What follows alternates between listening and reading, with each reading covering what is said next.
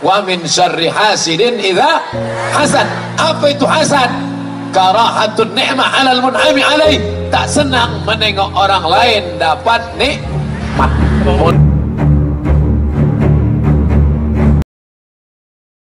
Menengok orang rumah baru kumat jantung koroner. Menengok orang mobil baru naik diabetes mellitus. Aku Pak Ustadz paling tak tahan nengok dia Pak Ustadz. Sakit hatiku. Kenapa? Rumahnya baru. Kalau dia, itu pula mobilnya baru. Tapi yang paling marah aku sama dia Pak Ustadz. Kenapa? Bininya baru. Ibu jangan marah dulu. Dia bini baru karena bini lamanya mati, meninggal dunia. Mudah-mudahan yang bininya meninggal diberi Allah ganti segera insyaallah. Takut ngaminkan. Bapak Ibu yang dimuliakan Allah Subhanahu wa taala. Oleh sebab itu, adalah ibu-ibu sama bapak-bapak pergi undangan. Besok kan hari libur nih. Besok hari Ahad. Undanganlah. Undangan akikah, undangan walimah, undangan pesta. Balik undangan sampai ke rumah tak tenang jantung. Panggil dokter puskesmas. Dokter pun datang membawa balon hitam yang dipecet-pecet. Tengok 180 per 150.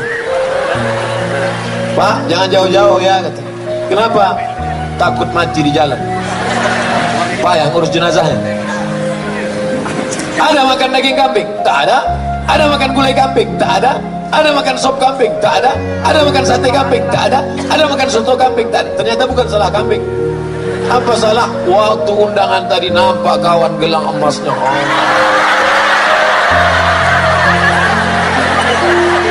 Kawan itu pun udah tahu orang sekarang ekonomi susah. Tak semua hati orang bersih. Dipakailah besar. Sebentar-bentar. Jam berapa ya? Jam berapa? Gatal.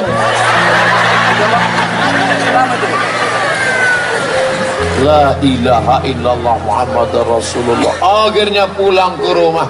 Saya udah tanya itu sama dokter spesialis jantung koroner. Pak dokter, ya, aku nih bodoh dalam bidang medis Pak dokter, ya. Ada yang mau kutanya Pak dokter. Apa?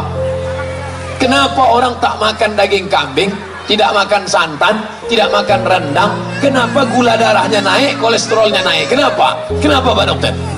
Kata Pak dokter, sebenarnya Ustadz, ini bukan masalah makanan. Oh, jadi bukan salah makanan? Bukan. Jadi apa? Faktor psikologis. Jadi dokter ini bahasanya lembut. Faktor psikologis. Kalau bahasa Ustadznya apa? Busuk hati. Maka bersihkan hati. Jadi Ustaz, kalau nampak kita ada kawan kita dapat nikmat, tetangga kita rumahnya besar, apa tak sakit hati kita? Kita kecil, dia besar. Rumahnya besar, mobilnya besar, bininya besar. Kita rumah kecil, mobil kecil, LGBT, laki gemuk, bini tipis. Jangan tersinggung. Bapak Ibu kalau dengan ceramah saya nasihatkan jangan tersinggung. Mana tahu kebetulan ada yang sama, jangan tersinggung. Karena ada beberapa tempat asal tersinggung 2 hari sudah itu mati. Bukan karena saya hebat, nah, karena memang ajal sudah sampai. Jadi masalah kalau dapat nampak nikmat orang besar ini, bagaimana cara mengatasinya Pak Ustadz? Kata Nabi, doakan dia. Sama-sama anak kita sama anak dia, sama-sama satu SD, sama-sama satu SMP, sama-sama kuliah, sama-sama kerja. Tiba-tiba anak dia duluan nikah. Tentu telinga kita tak tahan. Anak ibu sama dia kan sama, iya. Kok anak dia dipinang orang duluan? Iyalah, dia pakai pelet. Tentu marah hati kita. Jadi bagaimana caranya? Doakan dia ketika anak itu pesta nikah, datang ke pelaminan, ucapkan Barakallahu lakuma wa baraka alaikuma wa jama'a bainakuma fi khair. Doakan. Besok kalau ada yang begitu, doakan. Tapi kalau hati kita bersih, kalau hati tak bersih, doanya sama, bunyinya lain. Barakallahu lakum wa baraka alaikum wa jama'a.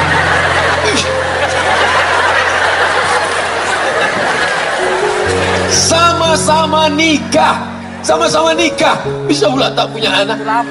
10 tahun udah Pak Ustaz tak ada anak. Kawan itu nikah Januari, April dapat. Apa tak marah itu, emosi. Jadi bagaimana caranya? Doakan. Datang akikah anaknya, doakan. Apa doa akikah anak? 4.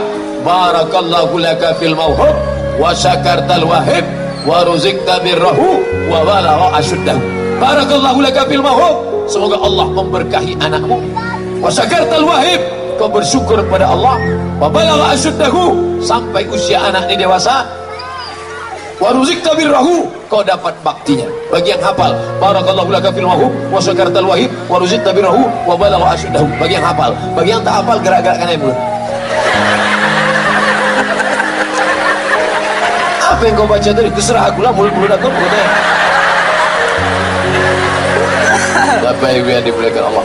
Jadi syarat yang pertama, kalau mau hilang rasa hasad, benci, dengki, busuk hati menengok kawan adalah, yang pertama caranya doakan orang itu supaya dia, nih di atas nih pejabat-pejabat kita, orang-orang hebat nih di atas nih, doakan mereka nih. Kalau kita doakan mereka, datang malaikat, dikirimkan Allah. Apa kata malaikat? Amin, kabulkan doa orang ini, kau dapat yang sama macam yang kau doakan. Ya Allah, ini tetanggaku rumahnya baru, mobilnya baru, bukan main sakit hatiku nengok dia. Ya Allah, udahlah mobil itu baru dipasangnya pula kaca 80% gelap tak nampak, asal berselisih di jalan tak mau dia buka, diklaksonnya 2 kali, ten.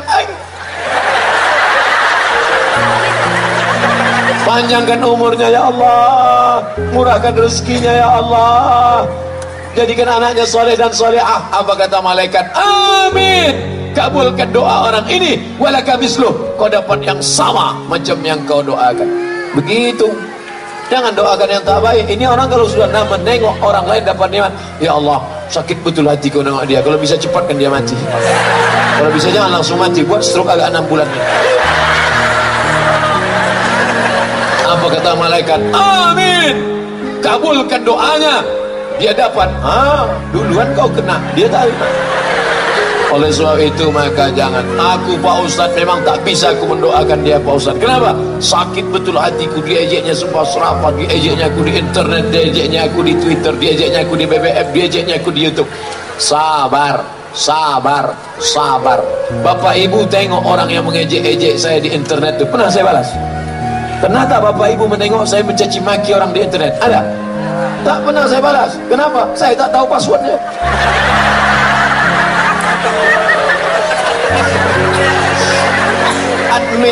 Admin, saya tahu saya ini pemarah, saya emosi, nanti sempat ku baca, ku banting HP hancur orang yang ketawa. Halaka bru'un lam ya'rif qadrahu, celaka orang yang tak tahu siapa jati dirinya. Kenali dirimu baik-baik, doakan mereka. Mana bisa saya doakan dia Pak Ustaz? Dilemparnya saya pakai batu Pak Ustaz, dilemparnya kau pakai batu, lempar dia pakai bunga. Mana bisa Pak Ustaz? Bisa, lempar dia pakai bunga. Udah 2 kali Pak Ustaz, lempar 2 tangkai.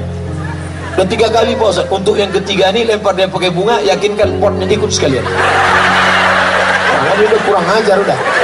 Kalau bisa jangan yang pot plastik, pot batu itu kau kasih. Biar tahu dia rasanya sekali. Ya Allah, orang yang mengejek-ejek aku ini ya Allah, tolonglah kirimkan angin hidayah ke dalam hatinya ya Allah, angin taufikmu, angin hidayahmu, angin kelembutan.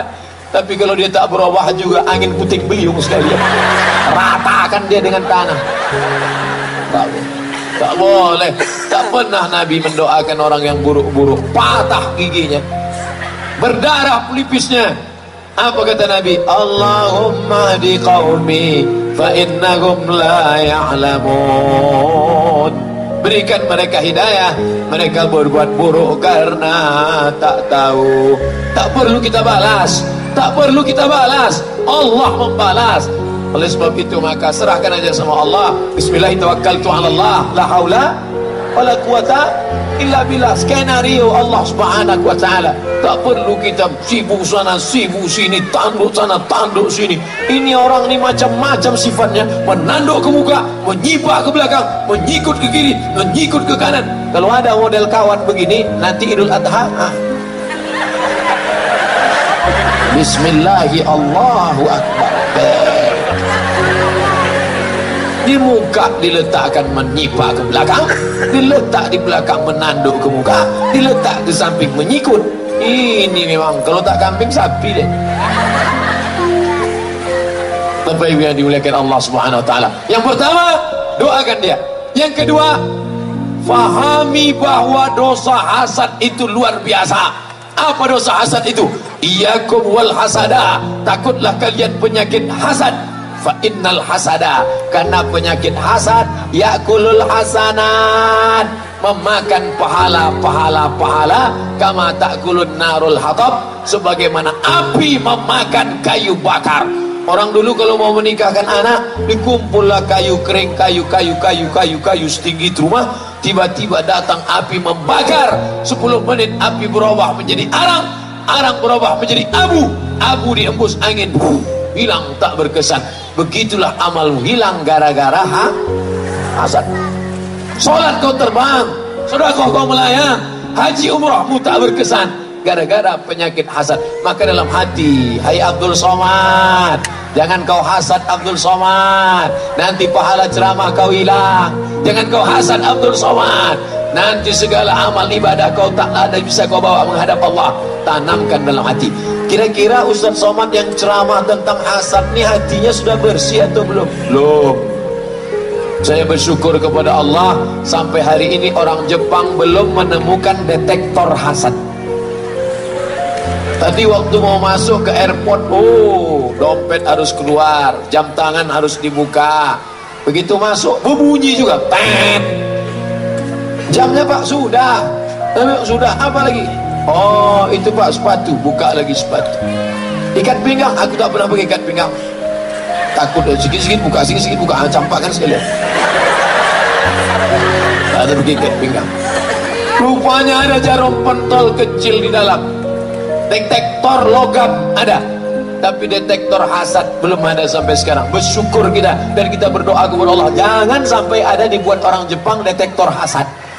Bayangkan ada detektor hasad dipasang di pintu stadion. Siapa yang ada hasadnya berbunyi.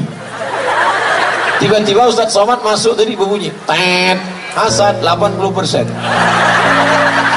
Gimana mau ceramah tentang hasad? Tiba-tiba berceramah malam ini, saudara sekalian, mari kita bersihkan hati kita dari hasad. Apa kata panitia? Nih hasil detektor 80%. Dia pula cerita hasad. Allah masih sayang sama kita. Bismillahirrahmanirrahim. Allah maha kasih, Allah maha sayang. Kalau Allah tak kasih tak sayang, dibukakannya aib-aib kita. Sekali hasad tumbuh tai lalat satu, sekali hasad tumbuh tai lalat satu, sekali hasad tumbuh tai lalat. Mungkin muka kita di tai lalat aja sih. Hasad. Nengok orang jilbab baru, hasad. Nengok orang telekung baru, hasad. Nampak telekung orang bagus ya, udah. Ini enggak, itu Pak Ustaz telekung orang. Sengaja pula nanya ke Ustaz pengajian, Ustaz, apa hukumnya pakai telekung berbunga-bunga? Hanya untuk menyindir orang. Ustaz itu pun pula menjawab, kalau sekedar bunga 2 tangkai tak apa-apa, tapi kalau sampai bunga melati, bunga mawar, bunga kemboja, bunga tai ayam itu. Wah, puas sekali aku jawaban Ustaz itu tadi. Ini mau ngaji, mau nembak-nembak orang. Bapak Ibu yang dimuliakan Allah Subhanahu wa taala. Oleh sebab itu maka ini harus dipahami. Orang kalau kena penyakit gula, dia tak tahu. Pagi minum teh 2 sendok, siang minum susu 2 sendok, malam minum kopi 2 sendok. Satu hari 6 sendok gula, 1 toples itu dia sendiri aja menghabiskan. Tapi begitu dites di puskesmas, dicucuk ujung jari, keluar darah, tampung di kaca, diperiksa manual, ternyata sudah kena penyakit gula. Bapak sudah kena penyakit gula, namanya diabetes. Apa itu diabetes? Diabetes mellitus. Sejak itu kalau ada dikasih orang teh manis, bawa minum gula, takut. Kenapa? Karena dia sudah tahu nanti tulang daging akan membusuk, rontok, hancur, tak ada. Makanya dulu kita kalau bertamu ke rumah orang kan dikasih gula. Gula. Sekarang ada orang takut gula. Tak ada. Di mana-mana air putih. Tengok air putih. Astaga, kenapa gitu? Saya tak ada niat menyindir, demi Allah. Demi Allah ya demi. Tadi saya di hotel sudah 3 kali minum teh manis. Tak ada. Saya penceramah yang tak pandai sindir menyindir. Demi Allah, wallahi tallahi billahi. Dulu pernah saya menyindir ceramah gara-gara panitia ngajak nyindir. Ustaz, tolong Ustaz sindirkan. Apa? Itu ada orang jamaah sudah menyumbang 300 juta dimintanya balik. Kami udah sempat ngutang semen, mintanya balik. Jadi apa judul ceramahnya? Siapa yang meminta duitnya lagi, macam anjing menjilat muntahnya. Oke, kita sampaikan. Al-aidu ila hibatihi kal kalbil ladzi ya'udu ila qayhi. Orang yang sudah memberikan sedekah dimintanya lagi sama macam anjing yang menjilat muntahnya. Selesai acara pengajian, mohon maaf Ustaz, yang disindir itu tak datang.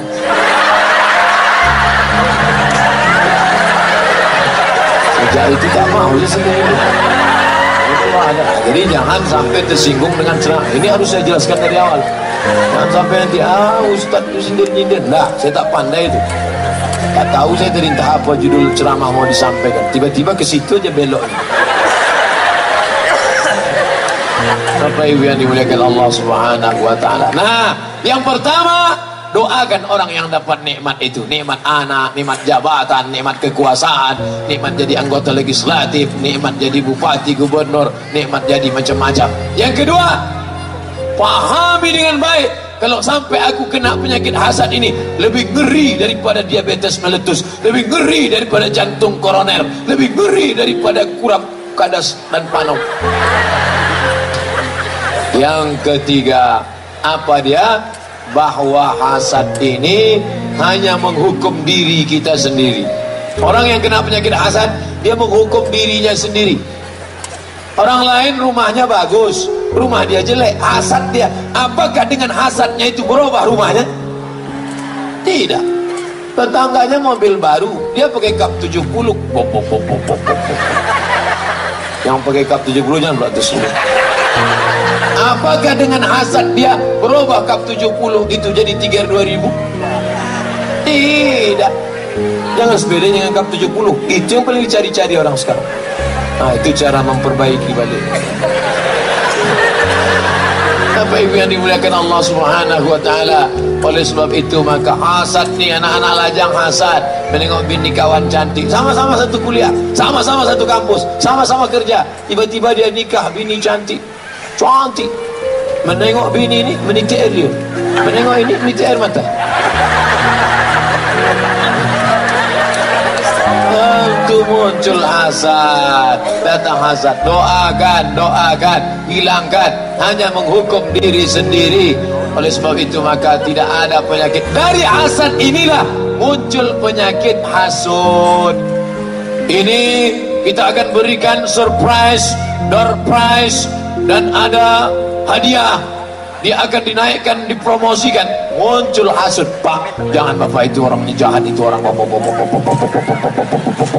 akhirnya muncul alladzi waswisu fi sudurin nas minal jinnati wan nas, berbisik-bisik. Kalau setan yang menggoda, bisa kita bacakan ayat kursi, Allahul qayyum la ta'khudhuhu sinatun wa la nawm. Tapi kalau kawan nas yang berbisik-bisik, kita bacakan ayat kursi, hafal pula dia dari kita. Nauzubillah. Bapak Ibu yang dimuliakan Allah Subhanahu wa taala, hendaknya yang berceramah malam ini dan yang mendengar ceramah keluar dari ceramah ini bersih hatinya dari hasad. Amin. Yang pertama kali kena hasad itu siapa Pak Ustaz? Adam alaihissalam dari tanah. Adam dari tanah. Tiba-tiba disuruh Allah semua malaikat sujud kepada Adam. Wa idh qulna lil malaikati, kami katakan kepada malaikat semuanya, usjudu li Adam, sujudlah kepada Adam. Fasajadu, semuanya sujud. Ada satu yang tak mau sujud. Siapa dia? Iblis. Kenapa dia tak mau sujud? Sebab iblis tak mau sujud adalah Hasad. Kenapa dia hasad? Kenapa Adam yang sujud malaikat? Adam dari tanah, ibu, bapak, saya, bapak anggota dewan, semua kita ini diciptakan dari tanah, dari tanah, dari tanah. Ustaz Somad, ya, kita ini semua dari tanah, ya. Kalau memang kita dari tanah, kenapa sifatnya lain-lain?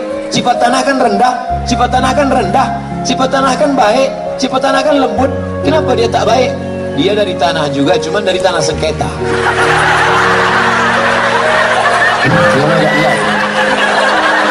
Tapi jangan pula gara-gara ini balik nanti langsung nengok kawan. Ini tanah sengketa, ini tanah sengketa, bukan itu maksudnya. Ceramah itu mengukur diri. Kalau kita habis dengar ceramah pengajian untuk mengukur diri, bukan untuk mengukur orang. Kadang orang kalau sudah dapat meteran 1 meter 100 cm, itu dipakainya untuk mengukur orang. Kau kurang, kau kurang. Dipakai untuk mengukur diri kemari. Tuba liman shalahu aibuhu an ayubin nas. Berbahagialah orang yang sibuk memikirkan cacatnya sehingga tak sempat memikirkan cacat orang lain. Berbahagialah orang yang sibuk memikirkan kekurangan anaknya. Anakku tak pandai ngaji, anakku lari dari pesantren, anakku tak pakai jilbab, sehingga tak sempat memikirkan cacat aib orang lain. Hari ini orang sibuk memikirkan aib anak orang sampai tak sempat memikirkan anaknya. Sibuk memikirkan aib bini orang sampai tak sempat memikirkan aib keluarganya. Sibuk, kenapa sibuk? Di aib. Menengok aib sampai 3 kali sehari. Aib pagi, aib siang, aib malam. Apa namanya? Infotainment. Na'udzubillah. Apa ibu yang dimuliakan Allah Subhanahu wa ta'ala? Ini hasad. Jadi yang pertama kali kena penyakit hasad itu adalah iblis. Makanya kalau ada dalam hati kita hasad, jangan-jangan aku ni saudara iblis, jangan-jangan aku ni saudara iblis. Makanya kalau ada orang hasad, iblis tak menggoda lagi. Bapak ibu kalau ada hasad sikit aja, iblis tak menggoda. Kenapa? Karena sesama saudara dilarang saling menggoda. Kata iblis kepada anak-anak buahnya, bro, yang ini jangan. Kenapa? My brother. Pak Ustaz, apa beda iblis, setan sama jin? Nama komunitasnya jin. Nama komunitasnya jin. Jin ini bagi 2. Jin baik, jin Islam. Jin tak baik, jin kafir. Yang jin kafir tadi terbagi lagi. Induk dari segala jin kafir itulah iblis. Anak buahnya namanya setan. Jadi gundurwo, tuyul, sundel bolong. Kalau jin tadi tinggi, itu namanya begu ganjang. Tinggi dia. Kalau pendek, gundul, tuyul. Kalau berobang perutnya, sundel bolong. Kalau naik sepeda motor, Dracula. Kalau melompat-lompat aja, tempel kertas di kening, hantu Cina. Kalau berjalan pun tak bisa, suster ngesot. Nah, jadi saya udah hafal tentang hantu-hantu ini.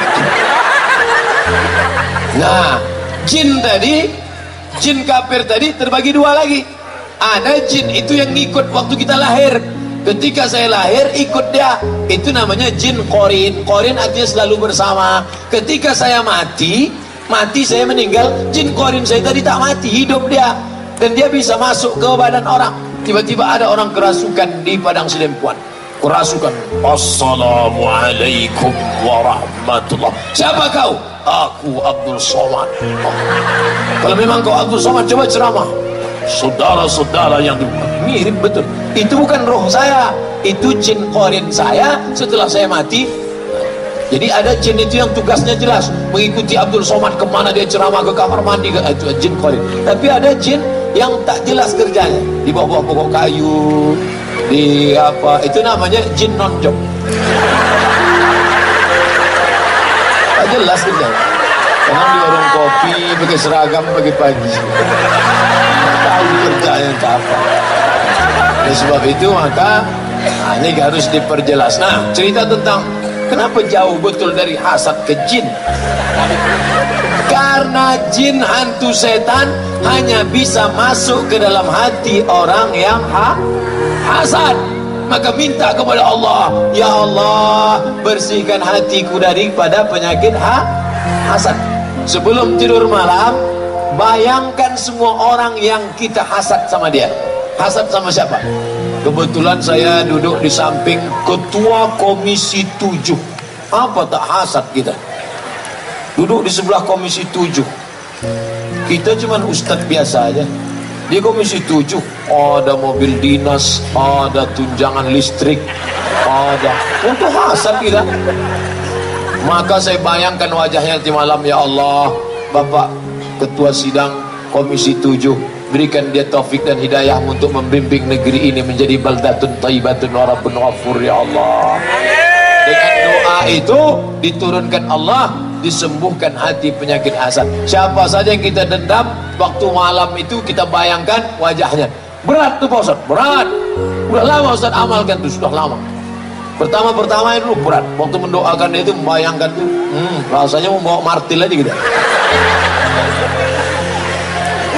Bayangkan orang yang ngejek-ngejek kita sumpah serapah. Tapi lama-lama jangan disimpan sampai besok pagi. Apa kata Nabi?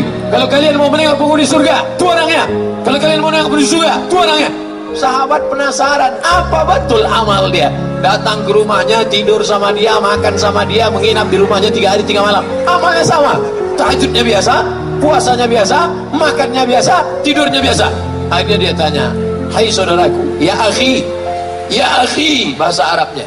Bahasa Jawanya, sedulurku. Bahasa Inggrisnya, halak kita sesudahnya. Ya akhi, ku tengok kau amal kau sama saja macam orang lain, tapi kenapa Nabi mengatakan kau penghuni surga? Solatmu biasa saja, zakatmu biasa saja, sedekahmu biasa saja. Kenapa Nabi mengatakan kau penghuni surga? Kata dia, aku tak ada beda dengan kalian, hanya saja satu, sebelum tidur malam segala dendam, kesuman, hasad ku lepaskan, barulah aku tidur bismika Allahumma ahya wa amih. Begitu. Kapan kita mulai? Tak ada gunanya pengajian kalau tak berubah menjadi amal. Mulai malam ini, sebelum tidur malam ini nanti, semua yang aku hasad aku bersihkan. Banyak betul Pak Ustaz. Kalau gitu dicatat aja dulu, 10 aja dulu malam ini. Ada 100 yang kita hasad, 10 kita cicil dulu. Buat skala prioritas. Terus Bapak Ibu yang dimuliakan Allah Subhanahu wa taala, penyakit hati yang pertama yang menyebabkan keluar dari surga, yang menyebabkan tak mau sujud kepada Adam, hasad. Mudah-mudahan kita bersih dari hasad. Amin.